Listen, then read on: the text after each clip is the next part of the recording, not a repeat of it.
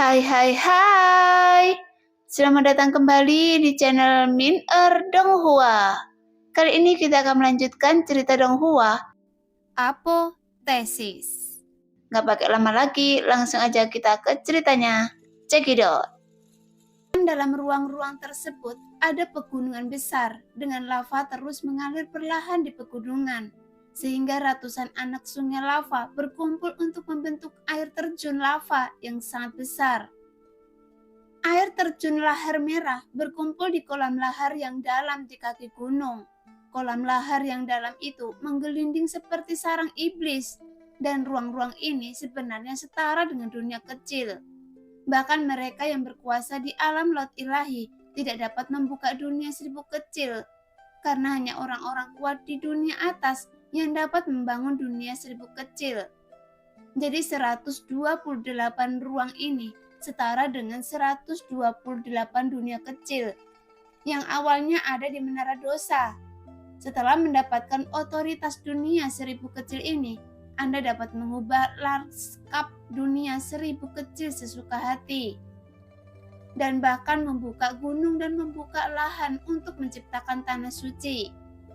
Namun di dunia kecil ini tidak ada vitalitas langit dan bumi, sehingga mustahil untuk berlatih. Namun 26 pilar batu hitam didirikan di sekitar kolam lava yang dalam, dan 26 kursi pengendali klan iblis berdiri di atas pilar batu hitam tersebut. Meng Tian berdiri di pilar batu pertama, memandang sekeliling dengan mata dingin, dan kemudian berkata, "Lo Sheng telah kembali, tetapi pendapat kita belum bersatu.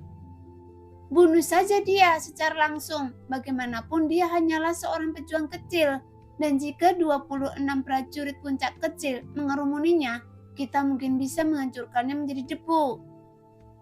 Seorang prajurit puncak berkata dengan tegas, "Ya, seorang pejuang bisa membuat kita begitu takut. Jadi di manakah martabat klan iblis kita? Di mana darahnya?" Prajurit puncak lainnya setuju.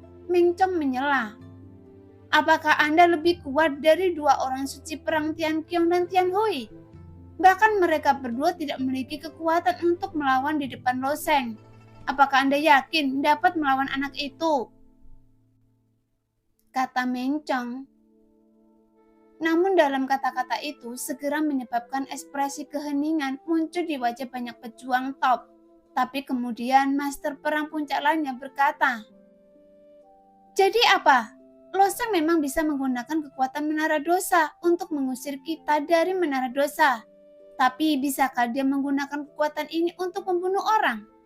Saya pikir itu tidak pasti." Dalam pikirannya, prajurit puncak iblis ini, Lo Sheng tidak secara pribadi membunuh dua orang suci perang dari klan iblis hari itu. Dia hanya mengusir kedua orang suci perang dari Menara Dosa dan menggunakan kekuatan tanah terkutuk untuk membunuh Tian Qiong dan Tian Hui. Namun, mereka yang hadir semuanya adalah panglima perang puncak, dan mereka tidak akan terpengaruh oleh tanah terkutuk. Jadi meskipun mereka diusir oleh Lo Sheng dari Menara Dosa, mereka bisa naik dari lantai pertama Menara Dosa. Belum lagi dengan begitu banyak prajurit puncak yang berkerumun, mereka tidak percaya Lo Sheng tidak bisa mengusir mereka semua sekaligus. Jadi fokus perdebatan para iblis yang ada di sini, seberapa besar kendali yang dimiliki Lo Sheng atas Menara Dosa? Bisakah dia membunuh orang secara langsung melalui kekuatan Menara Dosa? Atau bisakah dia mengusir orang-orang itu? Tapi jawaban itu hanya Lo Sheng sendiri yang mengetahui masalah ini. Oleh karena itu, selama periode waktu ini, para pemimpin perang puncak ini dibagi menjadi dua kelompok dan melakukan perdebatan sengit. Satu kelompok percaya bahwa mereka akan menggunakan seluruh kekuatan mereka untuk membunuh Lo Sheng. Selama Lo Sheng mati, itu akan berakhir. Bahkan mereka percaya jika Lo Sheng mati, klan Yoye tidak akan bertindak gegabah. Sedangkan untuk ras manusia, tidak layak bagi klan iblis untuk mengkhawatirkannya, dan kelompok lain merasa bahwa Lo Sheng pasti memiliki kartu truf yang tersembunyi, bahwa kendalinya atas Menara Dosa harus berada di luar imajinasi banyak iblis. Jika Lo Sheng tidak terbunuh, konsekuensinya tidak terbayangkan dan dia bahkan tidak akan memenuhi syarat untuk bernegosiasi. "Saya punya kompromi," kata prajurit puncak yang sedikit lebih pendek. "Kuan Yuan, beritahu saya," kata Meng Tian dengan tenang. "Kirim pembunuh klan malam untuk membunuh Loseng lagi, dan kali ini kirim ahli perang klan malam untuk mengambil tindakan," saran ahli perang puncak bernama Kong Yuan. "Kompromi macam apa ini?" Anggota klan iblis lainnya mencibir mendengar ejekan rekan-rekannya. Ekspresi Kuang Yuan tidak berubah, tetapi melanjutkan. "Itu untuk menguji sejauh mana Loseng mengendalikan menara dosa. Jika Loseng dapat menggunakan kekuatan menara dosa untuk membunuh orang, maka semuanya di sini dan semua ahli perang puncak akan menjadi daging di talenan. Bahkan, para suci perang tidak dapat menahan kekuatan menara dosa, apalagi kita. Tapi Loseng hanya bisa mengusir orang dari menara dosa, dan iblis tidak begitu berhati-hati terhadap Loseng." Kung Yuan juga memikirkannya selama beberapa hari sebelum dia menemukan metode ini. Tapi saat dia mengungkitnya, Meng Tian menggelengkan kepalanya dan berkata, "Saya khawatir itu tetap tidak berhasil, karena Loseng bukan orang bodoh. Bahkan jika dia dibunuh, sulit untuk mendeteksinya. Selain itu, baik klan Joye dan ras manusia pasti diam-diam mengirim orang untuk menjaga Loseng. Bahkan jika terjadi pertempuran, panglima perang klan Joye bersedia berkorban untuk menghadapi klan iblis kita. Jadi sulit untuk mendekati Loseng. Kalau begitu, mari kita bernegosiasi." Begitu Meng Tian mengucapkan kata-kata ini, panglima perang klan iblis lainnya segera angkat bicara. "Kami klan iblis sudah lama tidak dapat sepenuhnya mengendalikan menara dosa. Jadi tidak ada salahnya menyerahkan beberapa kursi kepada manusia. Saya hanya tidak tahu apa selera anak itu. Saya pikir 5 kursi untuk ras manusia sudah cukup banyak." Sekarang para pejuang puncak mengemukakan pendapat mereka, sementara Meng Tian berdiri di atas pilar batu dan menutup matanya. Setelah semua orang selesai berbicara, Meng Tian membuka matanya dan berkata dengan ringan, "Pendapat dari tanah suci iblis ganda juga telah diberikan. Mari kita bernegosiasi dengan anak itu." Begitu Meng Tian mengucapkan kata-kata ini, banyak pejuang top tidak bisa menahan diri untuk tidak memutar mata mereka. Karena tanah suci telah memberikan pendapat. Mengapa mereka masih meminta pendapat mereka? Apakah Anda bebas dan tidak ada hubungannya? Meskipun tanah suci tidak dapat menjangkau menara dosa, apapun yang terjadi di menara dosa masih memerlukan intervensi dari pengontrol kursi ini. Namun tanah suci adalah fondasi klan iblis. Jadi panglima perang puncak yang hadir akhirnya meninggalkan menara dosa karena banyak hal yang masih terhalang di tanah suci ada di sekitar. Kalau begitu, mari kita bernegosiasi. Saya harap anak itu tidak melampaui batas kemampuannya. Dia berani. Bahkan jika dia bisa mengendalikan angin dan hujan di menara dosa, dia bisa mengendalikan tanah suci hati ungu. Tapi di luar tanah terkutuk, 2 tempat suci iblis kita bisa bergabung untuk menghancurkan tanah suci hati ungu hanya dengan beberapa gerakan. Disinilah letak kepercayaan klan iblis. Bahkan jika Loseng benar-benar menjadi pengendali menara dosa, dia tidak akan bisa mempengaruhi bagian luar tanah terkutuk.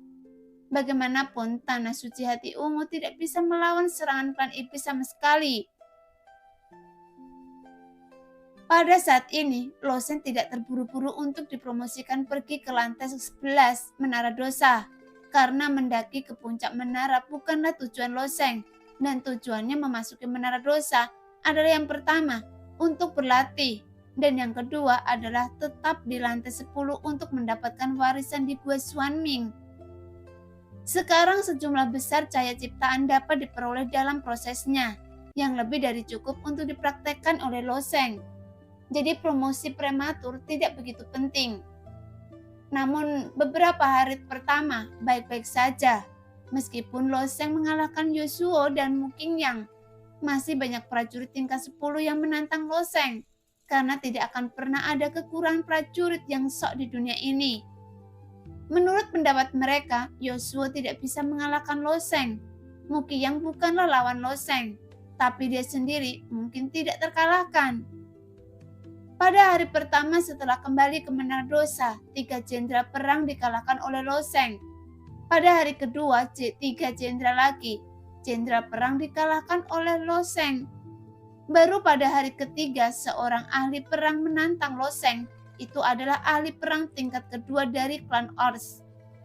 Secara umum, hanya ada sedikit makhluk di benua naga laut yang mencapai level master perang sebelum memasuki Menara Dosa.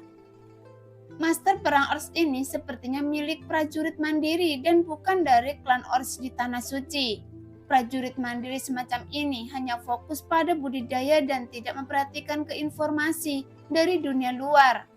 Namun begitu seorang pejuang memasuki Menara Dosa, dia pada dasarnya dipromosikan secara bebas dari lantai pertama ke lantai 10 hingga lantai ke-11.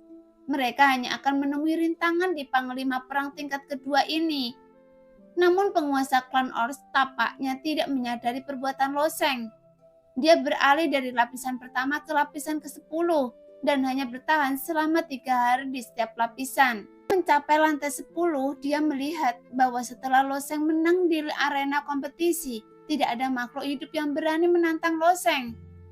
Jadi prajurit Ors yang membawa kapak ganda mencibir. Prajurit tingkat pertama umat manusia. Setelah mengatakan itu, dia berjalan ke arena dengan sembarangan. Melihat seorang ahli perang menantang Loseng, banyak jenderal tingkat 10 di lantai 10 menjadi tertarik. Termasuk Mu Qingyang, Xia Shuang dan lainnya yang juga berdiri di tribun. Tapi melihat pada Ors di depannya, Loseng mengerutkan kening. Kalian dari ras manusia tidak puas memperlakukan saya sebagai lawan. Penguasa perang Ors menunjukkan ekspresi tidak senang di wajahnya, dan ada cibiran di wajahnya yang seperti anjing menggonggong. Saya benar-benar tidak puas. Anda memanjat jauh-jauh di lapangan kosong dan tidak ada cahaya ciptaan. Loseng tetap di tingkat pertama. Pada tingkat ke-10 tujuannya adalah untuk mendapatkan cahaya ciptaan. Tapi tidak ada cahaya ciptaan di papan nama di dada master perang ras bintang di depannya. Jadi itu tidak ada gunanya menang. Tapi aura kekerasan tiba-tiba muncul di wajah master perang ras binatang. Loseng nada suaranya memperjelas bahwa dia bisa mengalahkan dirinya sendiri. Dan dia tiba-tiba berkata dengan senyum ganas. Saya sudah makan daging manusia beberapa tahun yang lalu. Dan rasanya sangat lezat. Jika saya mengalahkan Anda, serahkan daging Anda pada saya.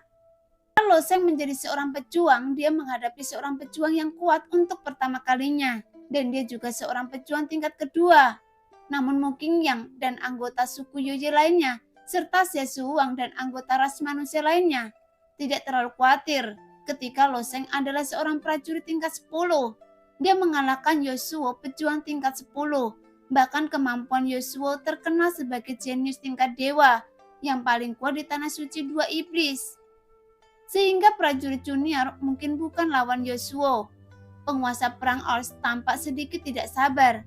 Begitu dia selesai berbicara, dia melepaskan 2 kapak perang besar dari punggungnya dan kemudian bergegas menuju Loseng. Namun karena para Ors bertubuh pendek, pemimpin perang Ors di depan Loseng bahkan tidak setinggi dada Loseng. Namun tubuh mereka kokoh dan kekuatan ki dan darah jauh lebih kuat daripada ras lain. Bagi ras lain, jika terluka fatal, mereka mungkin akan kesakitan. Tapi itu bukan apa-apa bagi para Ors, karena kemampuan penyembuhan mereka jauh lebih kuat dibandingkan ras lain. Namun menghadapi lari cepat Ors, Loseng memiliki senyum tenang di wajahnya dan mengeluarkan pedang panjang dari cincin penyimpanan yang membuat semua orang tercengang. Saat melihat pedang panjang di tangan Loseng, apakah anak ini sudah mengganti senjatanya lagi? Bukankah senjata sebelumnya pedang suci tingkat rendah? Tapi apa pedang yang dia gunakan saat ini? Itu pedang suci bermutu tinggi, jadi nilai orang ini sangat bagus. Jelas, senjata suci dengan kualitas terbaik jarang ditemukan, bahkan di tanah suci. Sebagai orang kuat dari klan Yoye, Liu Yu tentu saja tidak akan berbohong pada Sun bagaimanapun. Pedang dan senjata yang digunakan oleh Liu Yu sendiri adalah dua senjata suci bermutu tinggi dari klan Yoye. Adapun di benua naga laut, hanya tanah suci iblis api dan tanah suci iblis teror yang masing-masing memiliki satu senjata suci bermutu tinggi. Dan tanah suci Tianyu memiliki dua senjata suci bermutu tinggi. Namun seperti tanah suci hati ungu, ras manusia, mereka hanya memiliki beberapa senjata suci tingkat menengah, dan tidak ada satupun senjata suci tingkat tinggi di tangan mereka. Tepat ketika prajurit elas binatang itu berlari, gangguan di tubuhnya meledak dan mekar dengan cahaya hitam. Pada saat yang sama, dia mengeluarkan raungan seperti binatang dari mulutnya. Kemudian kapak perang di tangannya dilempar keluar dan terus berputar di udara. Kapak itu membentuk busur, tetapi tercekik dari belakang loseng. Namun penguasa perang Ors juga memegang kapak lain di tangannya, berdiri dan menebas loseng. Dengan cara ini, loseng harus menghadapi serangan depan dan belakang dari Ors dengan kekuatan penghancur ini. Jika dia tidak berhati-hati, dia mungkin akan terbelah menjadi dua bagian. Namun loseng sangat tenang, meskipun dia memegang pedang panjang, dia tidak menghunus pedang pada saat ini, tetapi tiba-tiba melakukan gerakan berbalik, seolah-olah dia memiliki mata di belakang, sehingga dia secara akurat melewati kapak perang yang datang dari belakang. Sama dia menendangnya dengan keras, yang membuat kecepatan kapak perang yang awalnya berputar lambat berubah menjadi lebih cepat dari 2 kali lipat, dan terus mencekik prajurit jenderal perang Ors. Namun tanpa diduga, jenderal perang Ors tertawa terbak-bak dan menangkap kapak perangnya dengan membalikkan tangannya.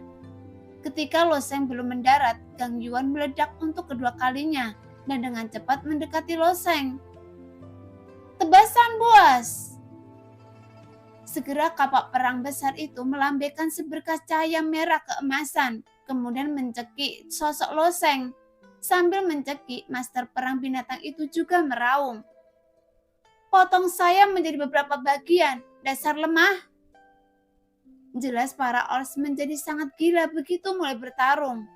Pada saat ini, jenderal perang Ors menebas lusinan kapak sampai dia berhenti terengah-engah. Dia menemukan bahwa loseng berdiri tidak jauh tanpa cedera, bahkan menatapnya dengan senyum tipis di wajahnya. Dan inilah kekuatan hukum ruang. Bepergian langsung melalui ruang angkasa, jadi betapapun kuatnya teknik pergerakannya, tidak bisa dibandingkan dengan ini. Sepertinya Panglima Perang Loseng tidak lemah sama sekali. Saya khawatir Panglima Perang jangka menengah biasa mungkin tidak dapat mengalahkan loseng. Dengan cara ini, satu-satunya di Menara Dosa yang dapat menekan loseng adalah Panglima Perang Puncak. Faktanya, banyak makhluk yang sangat menghargai loseng.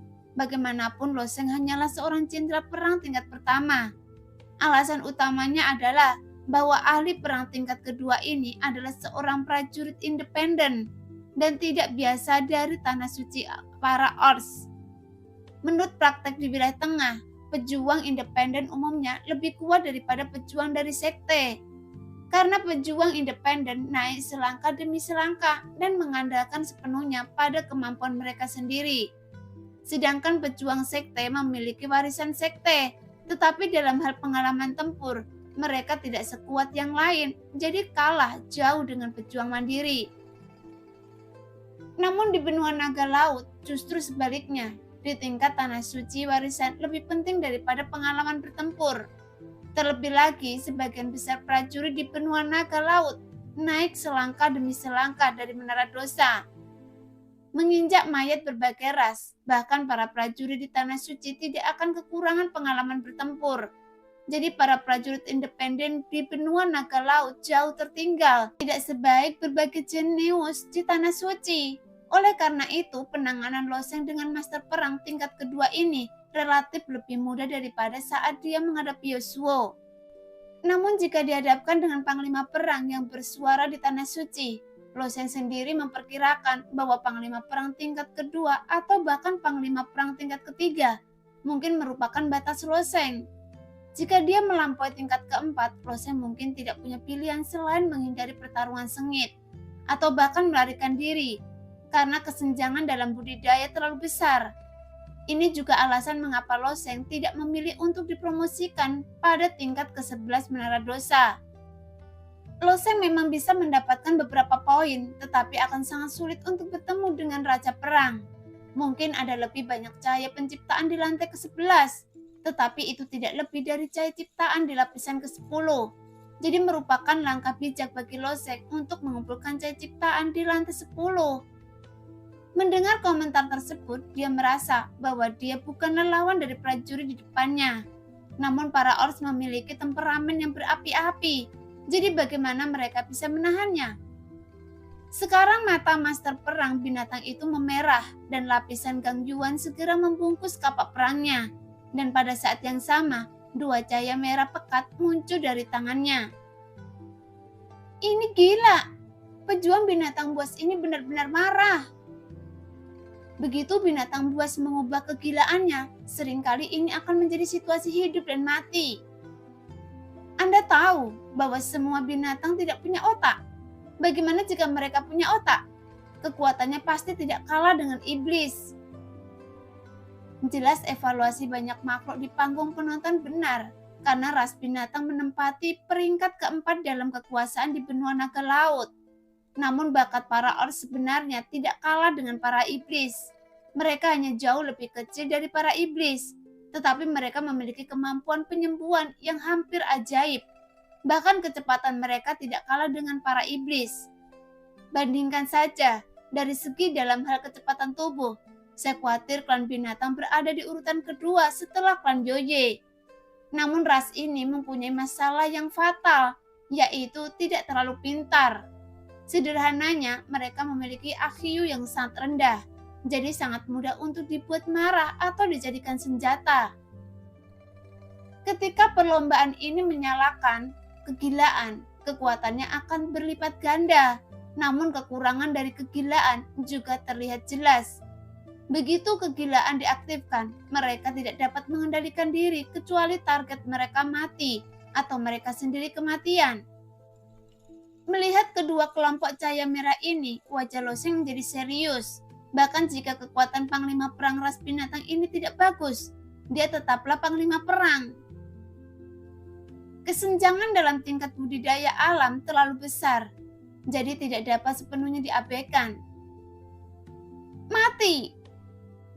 Panglima perang klan binatang sekali lagi meledak dengan raungan seperti binatang, seperti batu yang bergulir, bergegas menuju Lo Sheng lagi. Kali ini Lo Sheng tidak memilih untuk menghindarinya.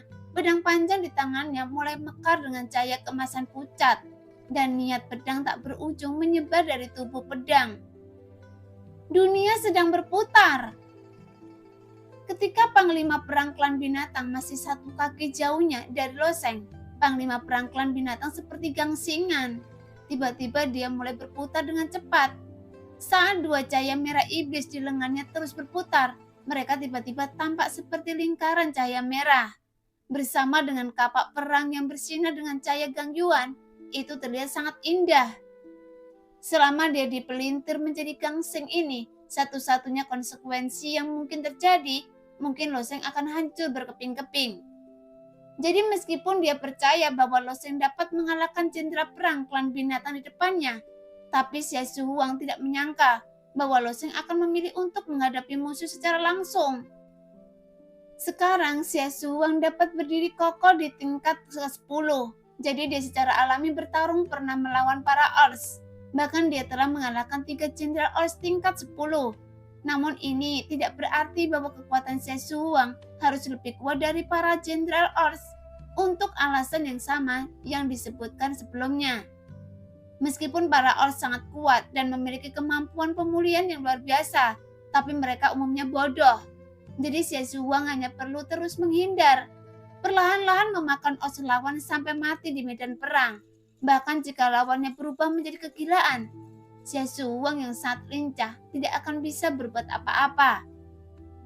Jika dia melakukan konfrontasi langsung dengan jenderal perang Ors, apalagi prajurit tingkat 10 dari klan Ors, bahkan jenderal perang tingkat 8 atau bahkan tingkat 7, Xia Shuang tidak akan yakin akan memenangkannya. Tapi Lo Sheng tidak mengelak atau menghindar dan berencana menggunakan pedang suci bermutu tinggi untuk menghadapi panglima perang Ors secara langsung. Bahwa menghadapi master perang ras binatang setelah menjadi gila, Lo Sheng tidak memilih untuk mundur. Bagaimanapun Lo Sheng pasti akan naik ke tingkat atas menara dosa, dan dia akan bertemu lebih banyak raja perang di masa depan. Meskipun budidaya Lo Sheng juga meningkat, tapi dia harus mengukur kekuatan aslinya. Jika dia ingin melangkah lebih jauh dalam perjalanan menjadi seorang pejuang, dia harus membuat persiapan dan rencana yang matang. Meskipun keberuntungan Lo Sheng kuat, tapi keberuntungan tidak selalu berpihak padanya. Tapi menghadapi panglima perang Ors yang gila ini, justru mata Lo Sheng bersinar. Kemudian ujung pedangnya sedikit terangkat dan langsung melompat ke kapak perang lawan. Tapi begitu pedang panjang dan kapak perang bersentuhan, Lo Sheng merasakan kekuatan yang kuat datang darinya. Mungkin jika itu adalah orang lain, pedang panjangnya mungkin sudah terlepas. Bahkan Lo Sheng merasa sedikit mati rasa karena guncangan mulut harimau itu. Sekarang kedua kapak perang panglima perang Ors bergantian memukul pedang Lo Sheng, sehingga mengeluarkan suara yang tajam. Namun, saat kapak perang dan pedang panjang saling terkait, kapak perang lebar itu dengan cepat dipotong oleh pedang Lo Sheng.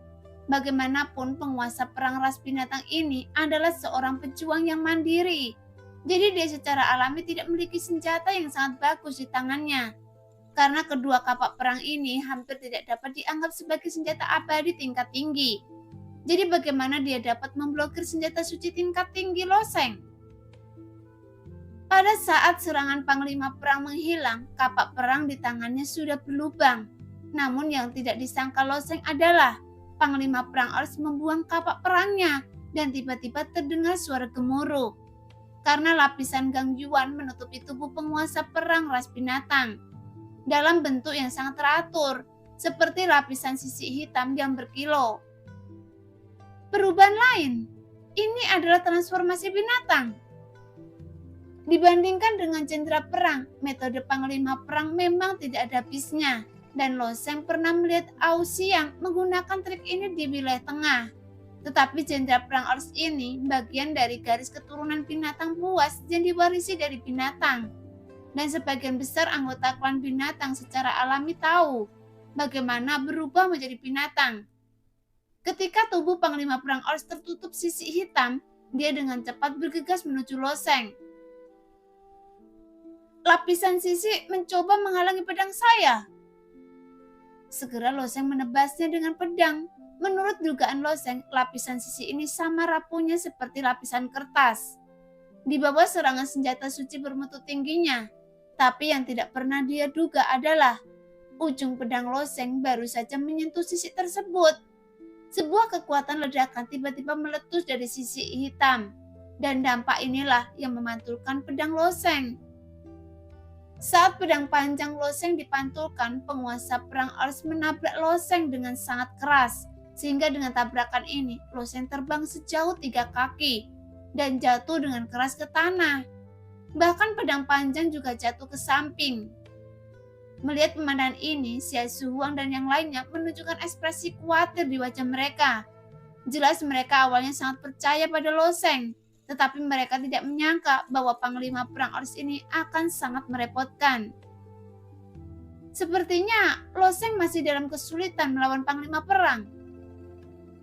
Lo Sheng terlalu dilebih-lebihkan. Kesenjangan antara jenderal perang dan panglima perang tidak begitu mudah untuk dilewati. Lo Sheng mungkin tidak memiliki rencana cadangan. Kali ini, Lo Sheng terlihat sangat malu setelah tabrakan itu. Karena gangguan dari panglima perang yang meledak, kekuatan itu tidak boleh diremehkan. Namun Lo Sheng yang menderita pukulan seperti itu, ketika energi dan darah di tubuhnya mengalir, Hong Meng Tiang juga terus mengalir. Sehingga Lo Sheng tidak terluka. Kali ini sepertinya saya ceroboh. Loseng bangkit dari tanah dengan tatapan kusam. Sisi di tubuh Ors itu sebenarnya hanya ilusi, karena dia hanya menggunakan pedang panjang Loseng ditebas, lalu tiba-tiba meledak untuk menangkis pedang Loseng. Kemudian dia langsung melancarkan serangan. Pada saat ini, penguasa perang ras binatang memancarkan aura yang ganas. Kemudian dia berkata dengan senyuman yang garang, "Anak manusia, saya ingin makan daging Anda." Sepertinya penguasa perang ras binatang telah berubah menjadi binatang buas. Dia dengan gila-gilaan langsung bergegas menuju Loseng lagi, yang membuat hati semua orang tiba-tiba menegang. Karena senjata Loseng telah dijatuhkan, jadi bagaimana dia bisa menghadapi panglima perang Ors yang kuat? Ketika dia tidak bersenjata, saat ini saya khawatir pilihan yang tepat adalah menjauhkan diri dari lawan terlebih dahulu. Tapi di bawah tatapan kaget semua orang, Loseng masih tidak mundur. Loseng tiba-tiba mengepakkan tinjunya dan mulai mengumpulkan kekuatan di tubuhnya. Tepat ketika panglima perang bergegas, selama waktu itu, semua sisi naga terbuka pada saat bersamaan. Kemudian kekuatan yang seperti gelombang berkumpul di tangan Loseng, dan setiap urat di tangan kanannya muncul. Jika bukan karena tubuh senjata abadi bermutu tinggi, dengan kekuatan yang begitu kuat mengalir masuk, saya khawatir seluruh tangan Loseng akan dihancurkan oleh kekuatannya sendiri. Segera pukulan ini ditunjukkan kepada panglima perang Ors. Melihat pemandangan ini, semua orang menggelengkan kepala. Dalam pertempuran sebelumnya, banyak orang sudah menyadari kekuatan Loseng. Jika Loseng menggunakan trik, dia akan memiliki kemungkinan besar untuk mengalahkan panglima perang Ors.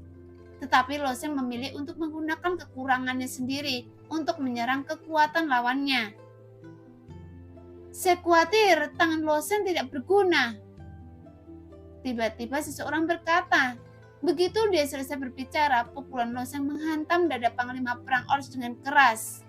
Meskipun dada Ors tersebut ditutupi dengan lapisan sisik hitam, tetapi di bawah pukulan ini, sisik hitam itu tiba-tiba meledak.